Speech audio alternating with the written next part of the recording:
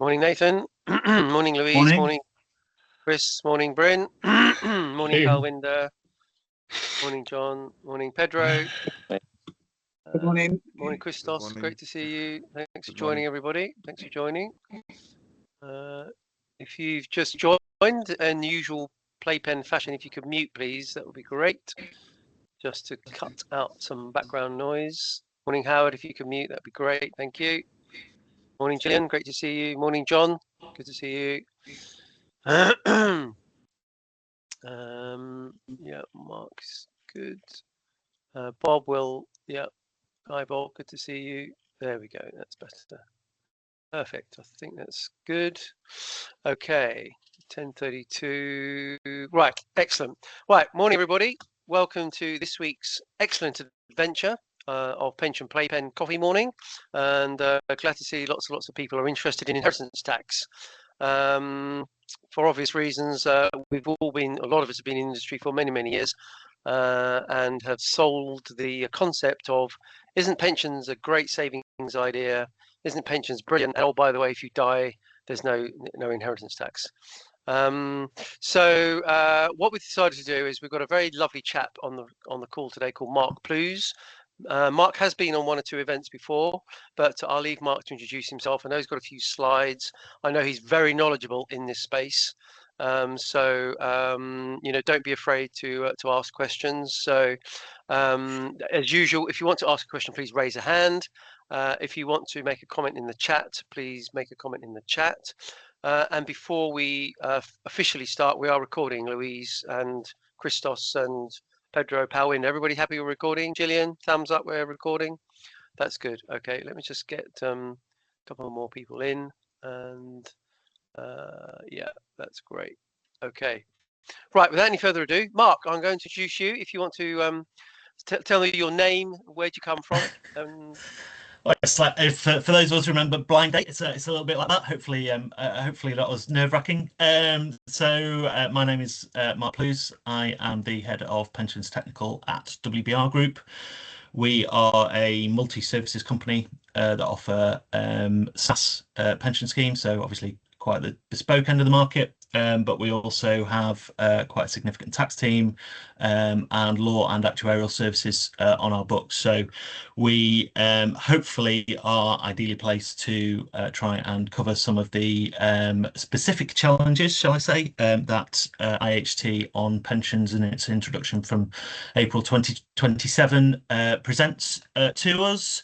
Bit of background for me. I started out in pensions 13-14 years ago as just a pension scheme administrator, a SaaS administrator, and sort of worked my way through the ranks. I've been in the pensions technical team for a little over 3 years now, and coming up for a year in the pensions technical role. I was going to say fortunate enough, but there was a lot of hard work and dedication went into it, so I probably won't use that phrase. I was able to represent WBR in the House of Lords in November, the start of November, for the committee hearings in relation to the Finance Bill subcommittee on the proposals for IHT on pensions and its introduction, and specifically from a viewpoint in relation to how that would impact maybe SIP and SAS schemes. So I appreciate there are some SIP and SAS people on the call this morning, and nice to see some familiar faces. Appreciate also that there are others on this call that are from much wider, larger occupational schemes and other areas of the market. So I will try and keep it as broad as possible. I have got some slides, so if I can present in Teams, I will do so. Let me just bear with me 1 second, see if I can get that up. Still people joining. So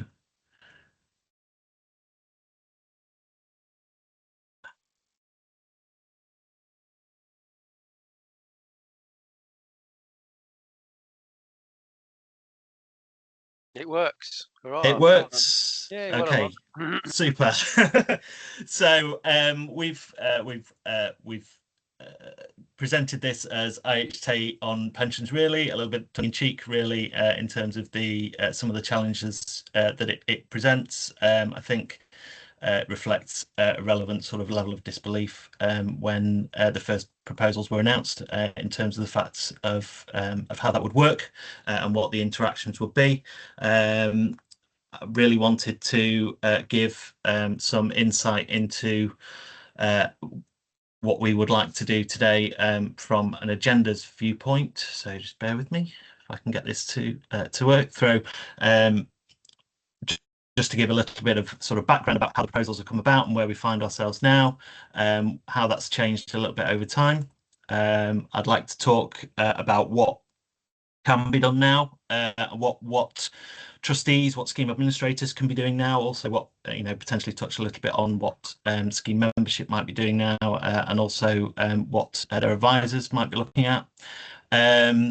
See what the implications are in terms of these changes for pension planning. How will that change? How has that potentially already started to change? Talk a little bit about differing types of pensions. Will they all be affected the same? Will everyone see impacts in the same way? Different client bases, different asset bases, and obviously different outcomes as a result. And also touch a little bit on what the alternatives might have been. There's obviously been a large amount of copy in relation to that, and the industry quite forcefully pushed back on the initial proposals when they came in. Generally a bit of a feeling, I think, probably, if I'm being honest, that the industry's partially got its way, but also potentially could have avoided some of the issues that have been identified here if a little bit more interaction, listening, consultation with government and HMRC had happened before the proposals were announced in budget, getting on for 18 months ago now. And also whether or not we might see a government U-turn on this decision with a different government, or even perhaps a change of PM. So IHT on unused pensions. A bit of background. So obviously, as discussed there, a lot of us have worked in pensions where effectively for a number of years now, and certainly post 2015, with the pensions flexibilities that were introduced, there's been a position where pensions were advantageous, shall we say, in terms of IHT planning. We're talking primarily about, obviously, schemes where discretion applies in terms of trustees and who ultimate beneficiaries might be.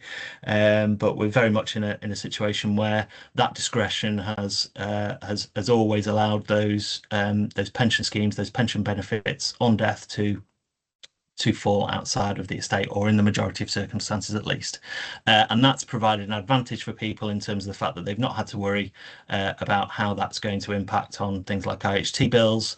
But latterly, and certainly post 2015, when we've had pensions flexibility and the introduction of sort of wider scope to pay particularly pension income to non-dependents, so nominees, and ultimately for that to be passed down generationally through successors, has led to a little bit of I think what HMRC and the government have seen as technically abuse in the market, in terms of the fact that almost 180 degrees pensions have or in certain circumstances at least, had moved from a retirement planning vehicle, shall we say, to an IHT and generational wealth planning vehicle. And I know shortly after 2015, when the pensions flexibility rules were introduced for DC, that HMRC said they would keep an eye on it, and they would report back to government. I think that's one thing that obviously went very much under the radar. But I think in terms of the changes that we saw with the abolition of the lifetime allowance in 2024, and that sort of upper cap on certainly some of the drawdown income pots that we can see passing between generations, has led a new government. I say new government, they've been in for a couple of years now, but a new government at the time to come in the October 24 budget, and make changes. So what we saw was in the autumn 24 budget, Rachel Reeves stood up, effectively announced that unused pensions would fall within, or the value of them would fall within people's estates. And naturally, the HMRC envisaged a position where pension scheme administrators, PSAs, will be responsible for reporting and paying that IHT.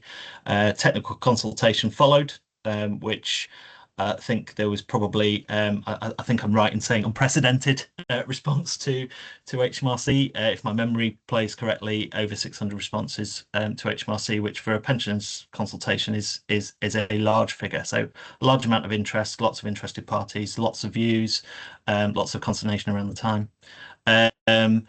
July 25, we actually got the government's response to that consultation. Reconfirmation from HMRC that IHT on pensions was the right tax, despite everybody else's potential insistence that it wasn't, and that the mechanisms for pensions and IHT taxation don't really complement each other.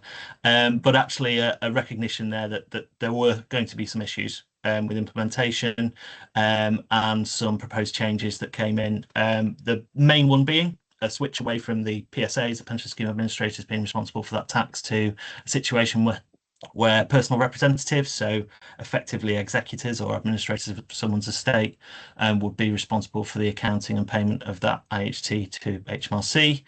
A key point there being that beneficiaries also would become jointly liable once any funds were designated to them. And it introduced the option of the potential for the scheme to be forced to pay the IHT, or at least its share of the IHT liability, where the liability exceeded £4,000. That's actually subsequently been, that figure's been subsequently amended. But for those of you that are familiar with effectively how scheme pays works on the annual allowance, the proposals are akin to that. The payment method is different, and the notice periods and things are different, but effectively a mechanism through the tax legislation to allow people to force the pension scheme to pay the tax liability from its assets.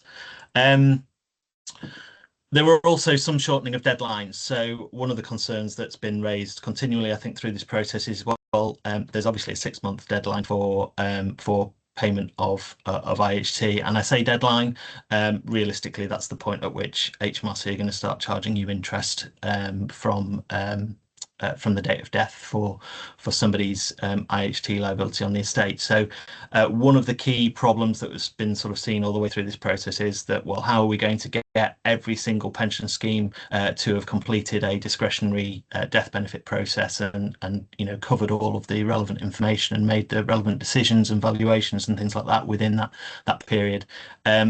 Largely a problem of the making of the bringing of these sort of two tax processes together, but HMRC are not particularly willing to budge on the 6-month point, and as a result, it's actually left some quite tight deadlines in the proposals, with things like 4 weeks to value a fund and provide basic information to personal representatives from the date of death for pension scheme administrators. So we can see sort of bigger impacts proposed in relation to what's going to happen and how it's going to change the sort of space for pension scheme administrators and pension trustees around what they're doing. Budget then came and went in November, after the finance subcommittee hearings had taken place, where there was a lot of conversation around those sort of deadlines and things like that, and a little bit of a change.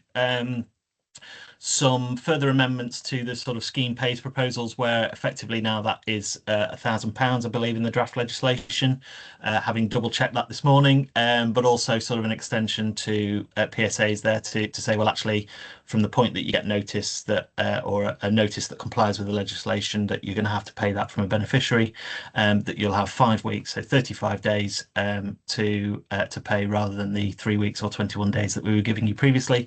I don't particularly see anyone in the pensions industry jumping up and down an additional 2 weeks to pay that liability. But there we go. There was a bit of a concession nonetheless.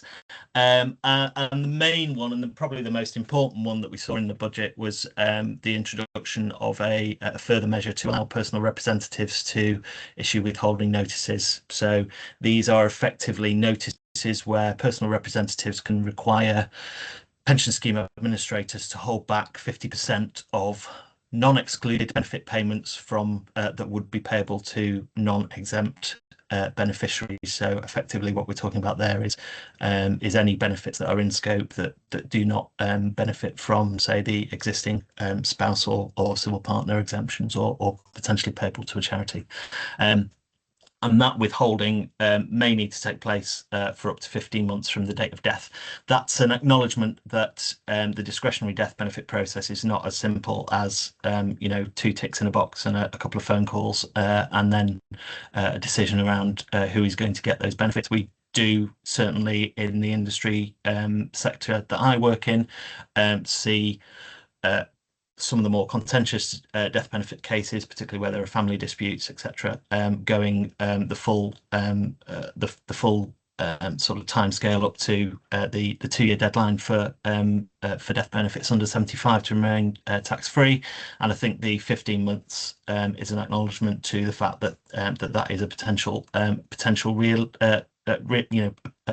reality, and that what they don't want is a situation where personal representatives are stuck in terms of having a liability on their hands, but effectively aren't in control of those pension scheme assets that ultimately would be needed to pay the liability, because those pension scheme assets are effectively under the control of trustees.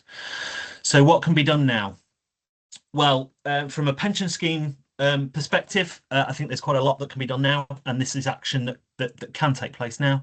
I think people need to have an understanding of exactly what the proposed legislation is and how that is going to impact their current procedures, processes and systems. Clearly, things like withholding notices, people are going to have processes in place so that they are able to hold back value when a beneficiary turns around, for example, and requests a payment. And also they're going to need to ensure that they understand exactly how those obligations, which haven't yet been published in the form of some of the wider information exchange regulations, how those are likely to impact them, particularly in relation to sort of deadlines and things like that will be on them. Really important to review scheme rules. I would advocate for reviewing scheme rules on a regular basis anyway, but really important for people to review scheme rules and just make sure that they are clear which benefits constitute excluded benefits. In the main, we're talking about things like dependent scheme pension. We're also talking about lots of potential sort of joint life or dependent annuities that were bought alongside at the same time as a lifetime annuity for the member. So the key phrase there is purchased together in the legislation, and things like death in service, which is out of scope effectively for these benefits. So sort of being clear about what those excluded benefits are, but also looking at the circumstances in which those excluded benefits may be payable. There is one point in the legislation that has been raised to me around sort of scheme pension, and certainly scheme pension for in a defined contribution space. The legislation actually states, and we're certainly looking at this quite closely internally, is that the pot that effectively has been used for the excluded benefit can only be used to provide the excluded benefit. Now, clearly, if you've got a scheme pension in a DC scheme, anybody going on to scheme pension or anybody going on to dependent scheme pension, it's a requirement of the legislation that they can also have the option to buy an annuity. And if that annuity isn't bought alongside a lifetime annuity for the member, then you've potentially got a situation there where you've got the option of paying something that's not an excluded benefit. So whether then your scheme pension, your dependent scheme pension, constitutes an excluded benefit as well is a point in question. Whether that's intentional or not in the legislation is a matter for discussion and better minds than mine, but certainly sort of intricacies in relation to how the legislation would impact schemes is key. Be clear about the processes around your discretionary death benefits processes that you currently have. You know, a lot of people talk about the TPO sort of edge principles in terms of what trustees do when they're making discretionary decisions about death benefits. Be clear about what relevant factors and non-relevant factors are in terms of obviously making a decision that is not going to be considered to be perverse.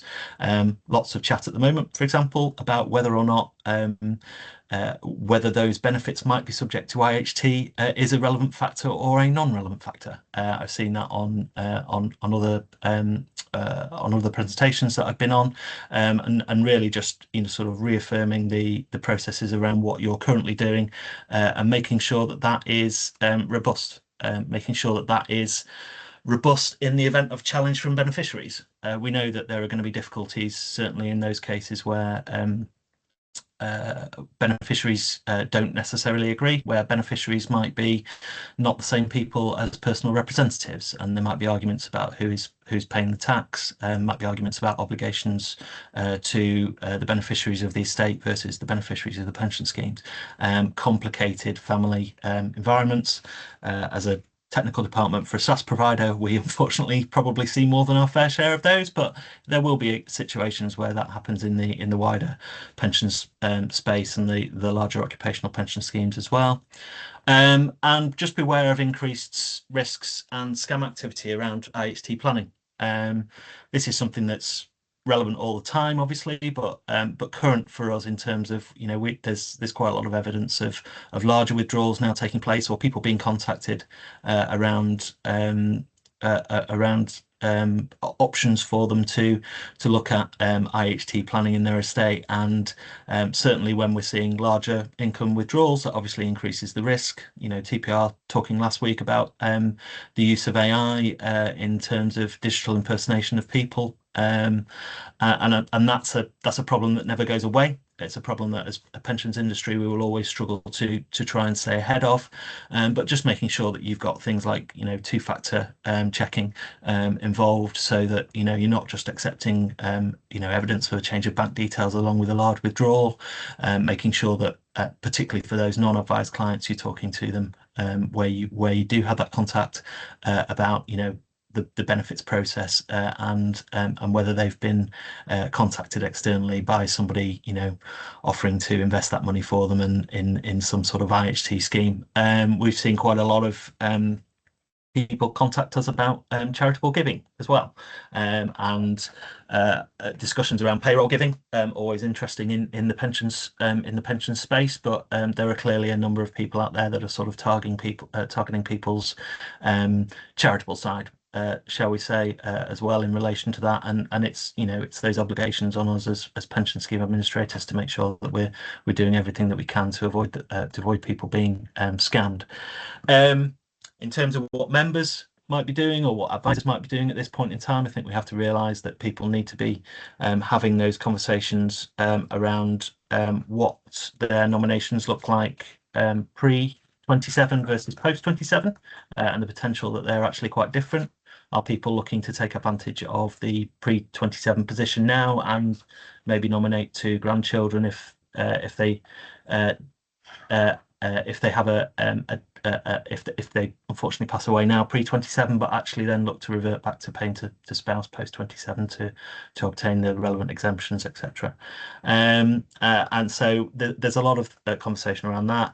And I think one thing I would, when I'm talking to advisors, what we're encouraging them to do is to have those conversations with clients, but also to make sure that people are aware of the value of their estate, they don't get caught out, and where they're having conversations with people about their estate and about their personal representatives, to make sure that those those younger generations, those personal representatives, are potentially included in conversations. It's very much a potential for personal representatives to be landed with this situation in their lap, and given the complexity that we're potentially seeing, that needs not to come as a shock to people if this process is going to work. how will pension planning change? I think certainly from a perspective of the advisors that I've spoken to, there's a movement away from that sort of spend last ethos with pension schemes, particularly where people have maybe not drawn benefits or have taken the PCLS but put the fund into drawdown and not opted for income. There's definitely been a tendency, certainly since 2015, to spend pension assets last because they've fallen outside of IHT. I nearly put spend first there. And then I thought, no, actually, I think we need to consider actually spend earlier. There will be, other assets in the estate that people look to deal with, but equally, people will look to manage their pension income in line with potentially any income tax rates that they've got or any allowances that they've got, and work that through so that they can look at options for general estate planning around what their pension can do for them. I think we're seeing increased demand for income. Certainly, I've seen the number of, and I know we're approaching the end of a tax year, so there always tends to be a little bit of a spike, but certainly in some of the data that we can see, we're seeing an increased demand for income. And certainly there was a survey out last week, I think from Platform, if I'm right, talking about retirement advice and retirement advice reports, talking about the fact that there's an increased appetite, shall we say, for income generating funds, and that looks to be a sort of a general switch as well from people that are potentially in drawdown positions going for growth funds to something that is providing a little bit more income, and also people taking more income withdrawals. And I think that is led largely by a wish for people to sort of start looking along with their advisors at things like gifting out of surplus income. Which is clearly one of the avenues that people are talking about to try and mitigate some of the consequences of this. So pensions as a tool for gifting, definitely a point in fact, and certainly with our tax team, we've seen a good number of inquiries about people trying to manage that income and what they can do, and also the rules around gifting out of surplus income, about having that evidence so that it's less open to challenge by HMRC when ultimately the need arises. There's also evidence in certainly things like the retirement advice report there that I was talking about of increased recommendations for annuities. I think annuities anyway are seeing a little bit of a resurgence in terms of the fact that we're seeing a lot more flexible annuities and some sort of in-SIP annuities and things like that as well around. There's been some evidence recently as well of the fact that sort of the size of annuity purchases is potentially increasing beyond that we would otherwise expect to see.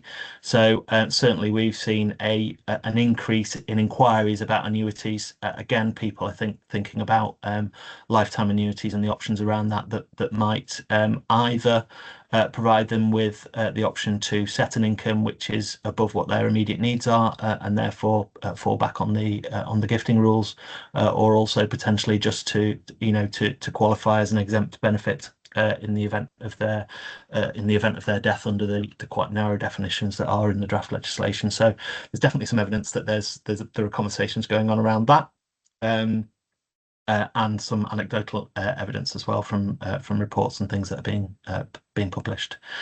I wanted to talk a little bit about sort of occupational schemes and SIP and SAS. This was originally entitled Occupational versus SIP and SAS. Clearly, SAS are occupational schemes. They're established by a principal employer, usually for the benefit of the directors. So we're obviously at the niche end of the market. We're not talking about your larger employees. We're talking about so we're not necessarily talking about the larger pension scheme. Sorry, just seeing the question in the chat thread from John. No, the role of a personal representative isn't a regulated activity, so that's a really good question, John. So John's just asked in the chat: is the role of the PR a regulated activity? No, this is one of the points that came up in the Finance Bill Subcommittee. I think invariably, certainly in my experience, personal representatives tend to be the close family members of an individual. So what we're talking about are potentially grieving widows or grieving children being launched into a position where they are dealing with quite a complex set of requirements on them.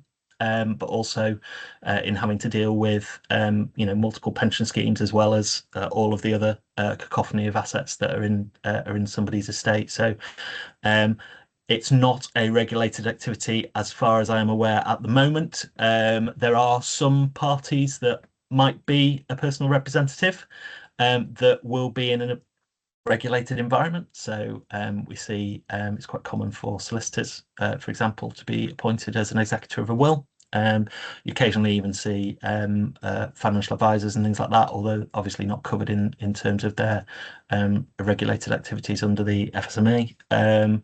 But one of the points that came up actually in the Lords was, well, who would want to be a personal representative? So particularly in a situation where the personal representatives are going to be liable for any tax, and actually the assets of a pension scheme will be under the control of pension scheme trustees, who are unlikely to be the same people. I think we have the advantage in the SaaS world that they're more likely to be the same people, but it's still not guaranteed that they will be the same people.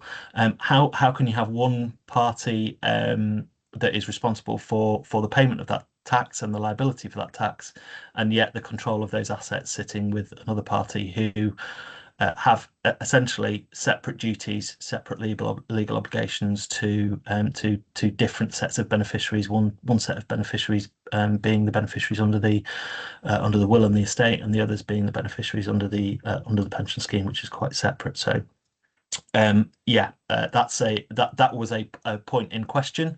Not a regulated activity, but some real concerns, I think, coming out of the legal industry around, well, actually, who would want to be a PR, and are we going to be able to get things like PI cover? If we're going to be personal liable, are we just going to turn around and say, no, we're not doing this? Sorry, folks. Essentially, legally, you're on your own. We can support you in this, but we're not going to be a named executor on a person's will. So sorry, getting back to the slides, in terms of obviously how this is going to affect different types of schemes, there are obviously a variety of different sizes of schemes, ranging from SIP and SAS at the smaller end with 1 or less than 11 members, as a SAS will be, to situations where we're talking about multi-employer schemes and potentially even things like CDC. I think what we probably have to think about is the way that pension schemes are going to be impacted, or the extent that they're going to be impacted, is going to be relevant based on the extent that they offered the benefits that are not excluded. So obviously what the government is trying to do here is to challenge this sort of intergenerational tax-free drawdown being passed down to successors and onwards. If you are a larger occupational scheme that offers death in service benefits, which are out of scope, and you're also offering DB benefits, and those benefits are very much limited to scheme pension or pension payable only to dependents, you're clearly in a position where you're less likely to see some of these things happening. You're more likely to be probably offering an excluded benefit in relation to that, albeit you will still have to go through some of the information exchange requirements. So the impact is on all, but the ultimate impact in terms of actually being within the scope of the legislation and being subject to potentially having to pay tax out of your scheme is different.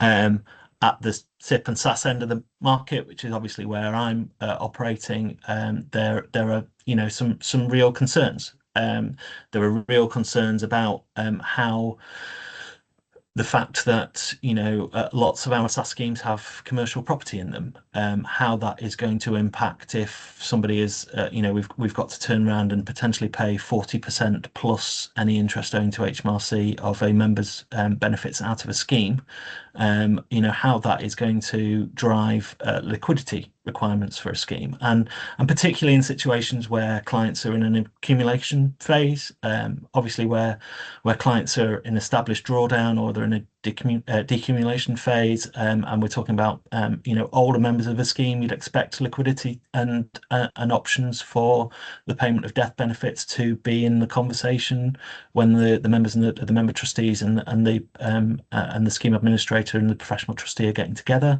But actually, I think one of the things that sticks in my mind here is that potentially we've got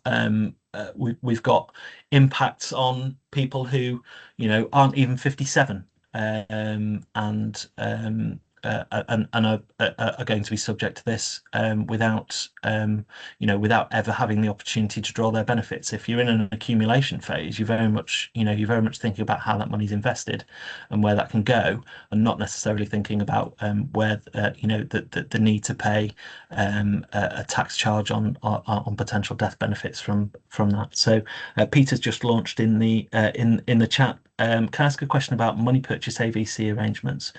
As I understand it, any funds at date of death fall within scope, but what if the scheme rules permit the fund to be used to purchase additional annual pension? Good question, Peter. A little bit outside of my area of expertise, I'm afraid. I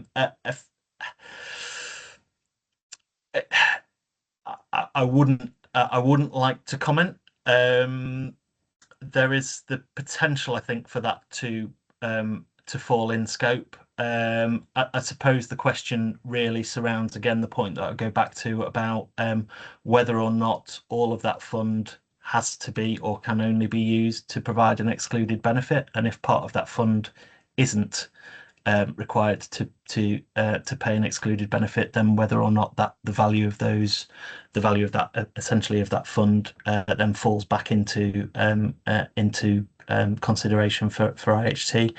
That would be potentially where I would come from on that, but by absolutely no means my area of expertise. So apologies, that's possibly not one that I can necessarily answer off the top there.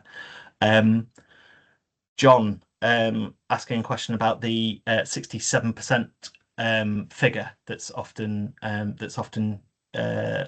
used. So the 67% exit charge will fuel planning activity, which will then encourage more legislation. Solutions that can't be reversed will ultimately be called mis-selling. Liquidity will need to be preserved, which will discourage infrastructure investment. Where's the joined-up thinking? Yes, exactly. Again, talking from the SaaS end of this, and I know there are others in the SaaS community that are on this call. I think SaaS prides itself in the fact that a lot of what the government's calling productive finance, investing in small owner managed business or small medium enterprises through things like commercial property, through potentially startup or unquoted equities and things like that are options for a lot of SaaS providers. I think the problem here is that what we're seeing is that trustees are going to have to be more careful about where they invest their money, and there's a particular concern around the fact that if they're investing in illiquid assets at the wrong time, or somebody dies unexpectedly, then that is a problem. And you're right, driving advice solutions, we're already seeing legislation being introduced about tax advisors. I've seen a number of schemes that have been touted, shall we say, to potential clients of ours that I've referred to our tax team, where they've essentially raised concerns that they might be disclosable to HMRC under DOTAS. So again, looking at what advice people are receiving, what contact they're having is key.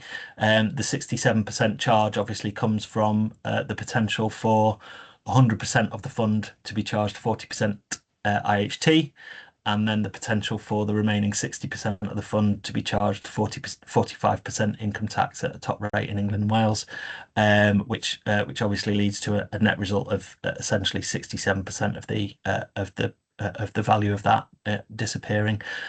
That is a large motivator for people. 67% as effectively a tax rate is a huge rate that we've probably not seen in pensions, and certainly in relation to pensions death benefits for a number of years, if if at all. And that really is going to drive is going to drive people to get advice. Whether that's the right advice is a big challenge. What are the alternatives? So, in terms of where the pensions industry finds itself, I think we've possibly been less.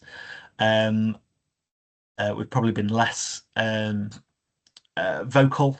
Certainly less, maybe not less vocal, less visible, shall I say, than the farmers have. Pension scheme administrators and pension scheme trustees don't necessarily have the ability to drive tractors down Whitehall and get the attention of those in Parliament. I think it was interesting to see the APR BPR U-turn that happened on IHT before Christmas, or partial U-turn at least, in relation to that before Christmas, and I think that got a few people's hopes up that maybe following the Lord's report that there will be some changes for pensions IHT. I think largely my expectation is that this legislation will come in as expected. But what might the alternatives have been? Well, in my mind, and this was put forward by a number of participants in the industry. In my mind, if the government is serious about challenging the problem that they see here, and making sure that that pensions don't become intergenerational, or don't continue to be, if that is your view, intergenerational tax planning vehicles, that actually what we need to get back is to a situation where everybody knows what the rules are, and everybody's expectations are the same.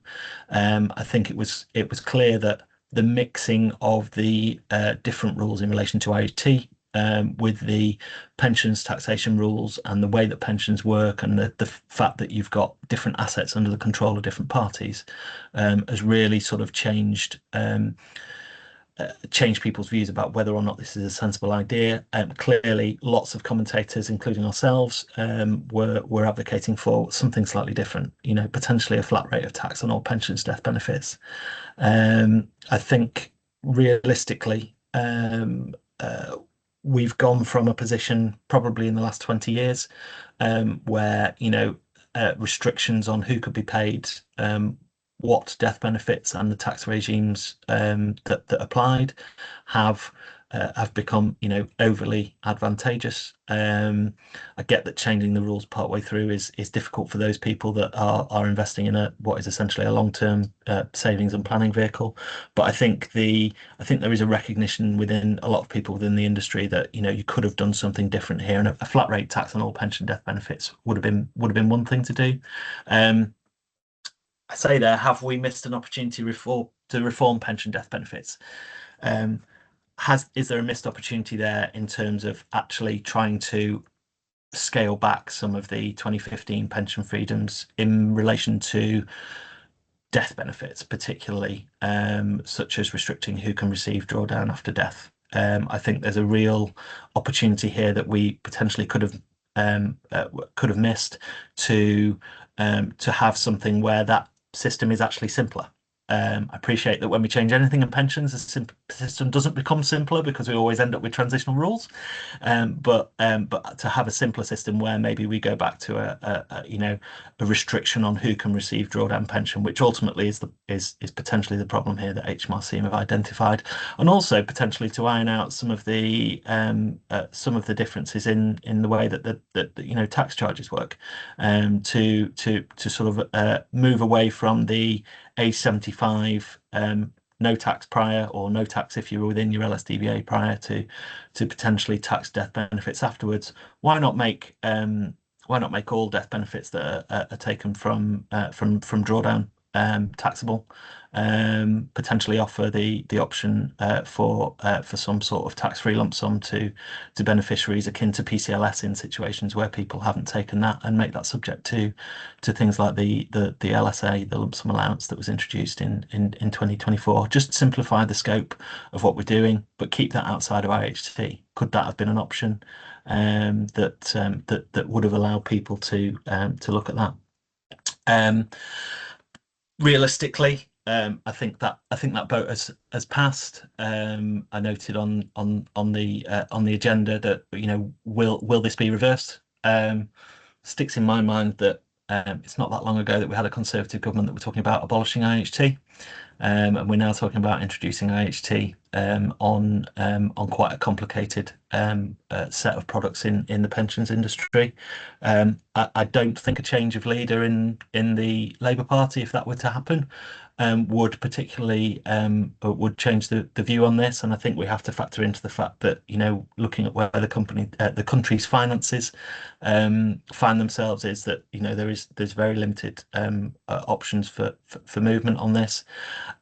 It's very interesting that the opposition parties have made some large noises around this, but actually haven't necessarily come up with, in my mind at least, a huge number of alternatives. So, will a government U-turn happen? I think unlikely.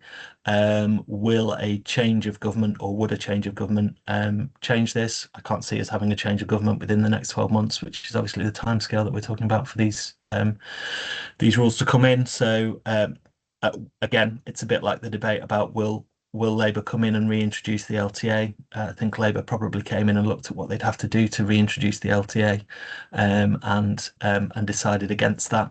And I think that's why we are having this conversation now, and where we are. I think any future government that came in that looked to reverse these proposals would probably come across similar problems, and barring some form of sort of major reform of IHT as a whole, potentially in relation to allowances, for example, I can't see a huge amount of change there. So there's an opportunity to ask some questions. I'm aware I've spoken for a long time there, and I was going to say thank you, Mark. You need a rest. You need a rest and a glass of water, or a glass of something stronger. But that was really, really good. John Mather, especially. John, you said quite a few things in the chat. Do you want to give us your view of this sort of? You've been an advisor for many, many years, and do you want to unmute John and just give us your thoughts? And then we might even ask Bryn to come in from the House of Lords and tell us what he likes and dislikes about it. But yeah, John, you go first. I just fear that you're going to get a load of scam artists getting involved here and running off with loads of money. I mean, it's a cheater's charter, this. The number of people who've been doing it for inheritance tax planning is quite trivial, really, compared with the big pensions questions. And if you're going to discourage people doing that, and you want to rebalance, then really my suggestion would just simply make the spouse inherited pensions compulsory, that they buy an indexed annuity, and that would just end this nonsense. But to take money away from the pensions industry and put it somewhere else, when we're trying to encourage people to save and get adequate pensions, that's just going to be a nonsense. It's going to discourage. What do I do with long-term schemes that we did 20 years ago that are designed for a 30-year life? We're trapped in those things. Am I going to get a 55-year-old or 54-year-old who dies with no spouse? Am I going to get to find out how do I have to take a haircut on the value of the assets we've created for that individual? You know, there's no market there. Nobody's making a market for these stranded assets then. And what you're going to do, you can't ring fence them. You've got to pay up within 6 months. No, I just think it's just poorly thought through from the start. And I think it will drive more people to buy SIPs and SASs. You know, and I think that's probably a good thing. But then, when will they see a SAS as an abuse? You know, one man's tax saving is another man's abuse, isn't it? Yeah, and the recognition that SAS is not, you know, we're quite clear when we're setting SAS up for people. SAS is not for everyone. It's for a very bespoke end of the market. So if you're choosing SAS for the wrong reasons, then you shouldn't be choosing it. And you know, that's very clear where in terms of where I think I'm coming from. Gillian, you raised a really good question about the fact that this seems like it disproportionately affects personal pensions and potentially some occupational pensions, as opposed to public service schemes.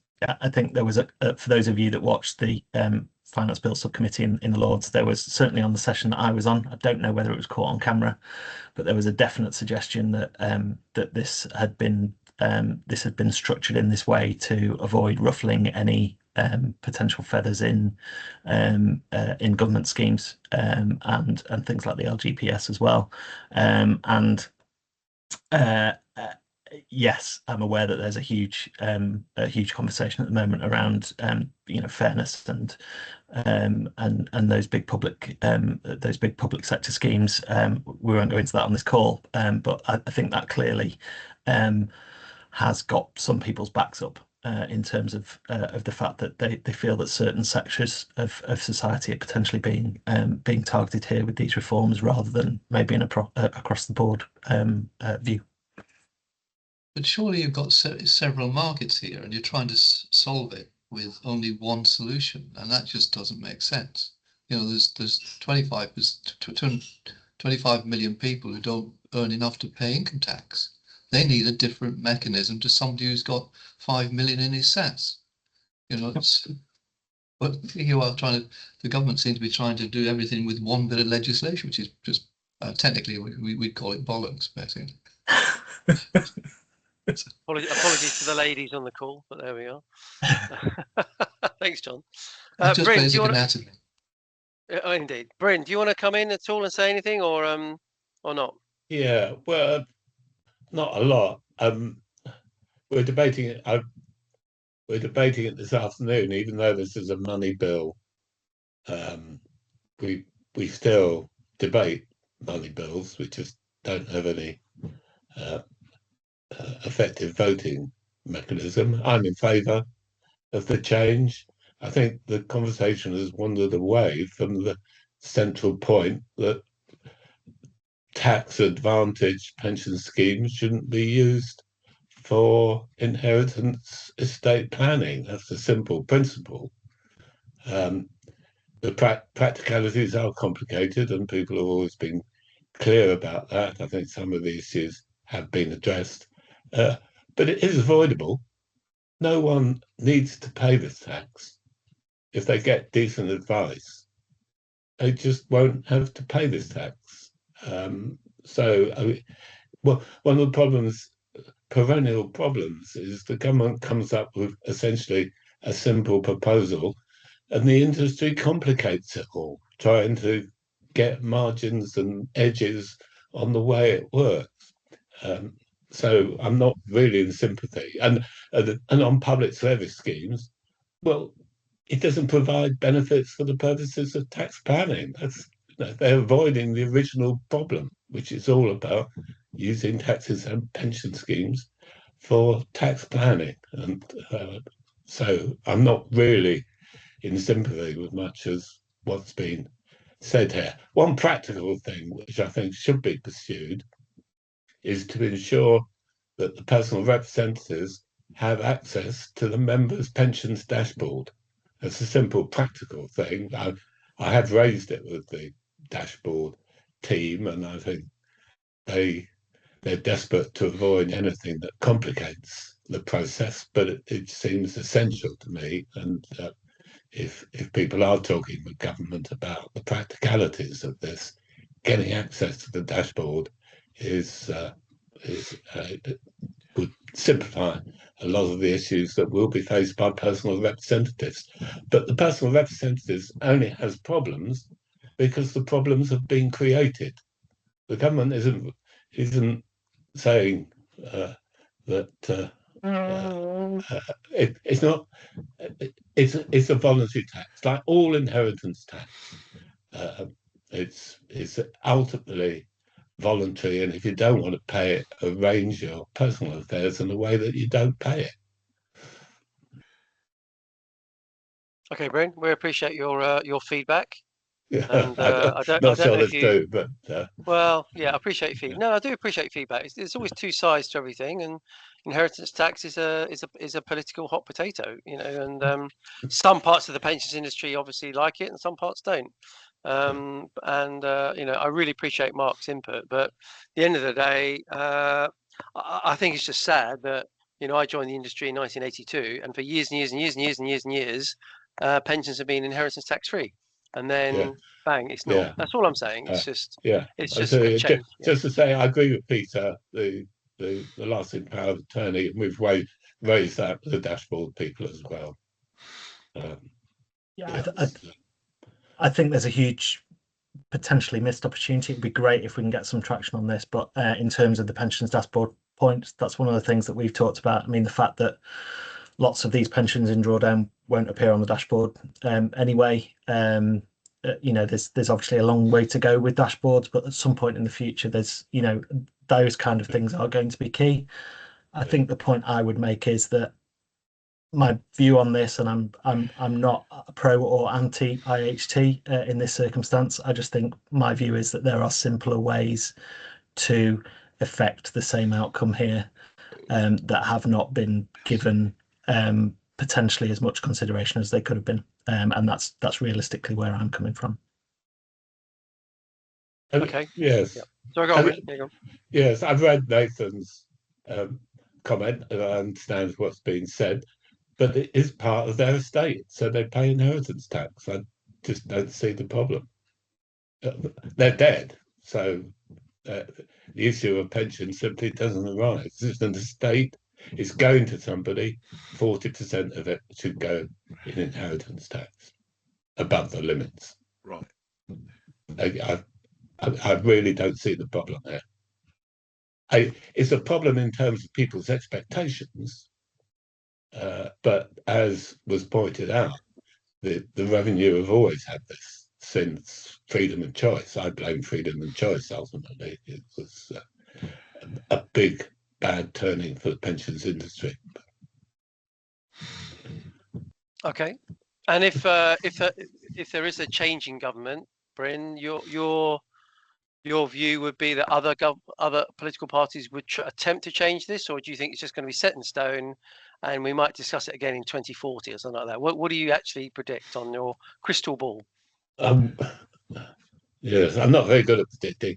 The opposition, the opposition parties have opposed us. I mean, Liberal Democrats as well as the Conservatives. But when you get into government, all sorts of things you say in opposition, they will have to come up with some other cash to replace this. In the overall budget, it's not such a substantial sum. Obviously, Rachel felt she needed it to make the sums add up, and the same rules would apply to a new government.